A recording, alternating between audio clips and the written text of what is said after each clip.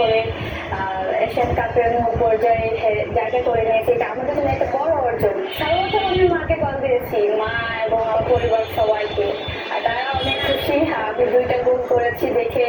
মা তো অসুস্থ, ওই কথা শুনে অনেক খুশি এবং আমাকে বলছে যে মনে হচ্ছে না সে অসুস্থ ফিল করতেছে।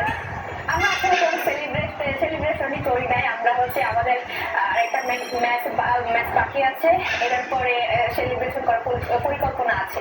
কোনো কারণ নাই ভাই, আমি যখন হচ্ছে সেকেন্ড গোলটা করি, এটা আমি আসলে কি বলবো, এটা এই অনুভূতি, এটা আসলে আমি বলে প্রকাশ করতে পারবো না। আমার খুব আবেগে আপ্লুত হয়ে গেছি।